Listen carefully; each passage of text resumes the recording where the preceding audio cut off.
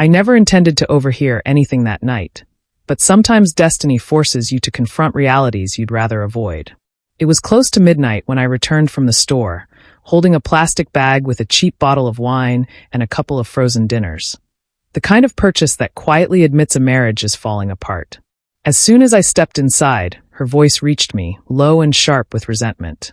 I can't stand being with him, Sarah. I feel trapped. He's like a ghost I can't get away from. I stopped cold, my breath hitching in my chest.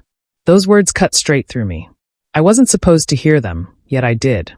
And in that instant, everything suddenly made sense. Marriage begins like a fantasy, intense vows, whispered conversations at midnight, laughter over nothing at all. Then slowly, it turns into routine. Silent car rides, predictable days, and noticing how your partner turns away from you at night. I met Claire in our early 20s, when we were reckless and chasing dreams just beyond our reach. Her eyes used to shine as if I was her entire universe. I lived for that light. But over time it dimmed. Maybe it wore away. She grew distant, and I became routine. I worked my office job, came home, and tried to be what she wanted. But it was never enough. Standing there in the dark hallway, listening to her admit how much she hated being with me, felt like my heart was being slowly crushed.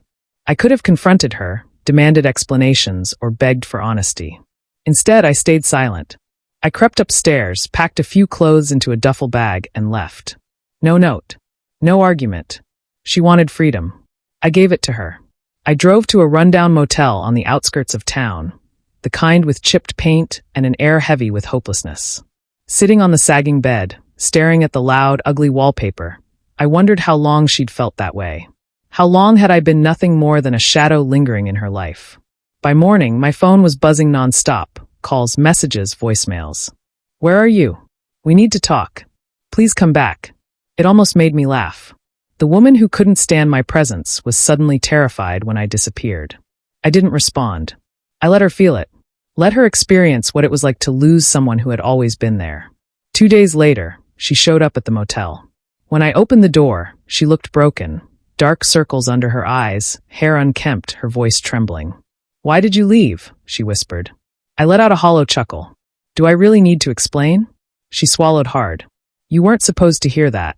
So that was the problem. Not what she said, but that I'd heard it. Something inside me snapped. I stepped aside and let her enter. She stayed standing, refusing to sit. Was it true? I asked. She hesitated just a second too long. That pause said everything. For once, Claire, the woman who always had something to say, was silent. She scrambled for excuses, for anything to keep me tied to her. But I was already gone. Not just from the motel, but from her entirely. The moment her words reached me, I checked out emotionally. I was upset, she muttered at last. Frustrated. I didn't mean it like that. I shook my head.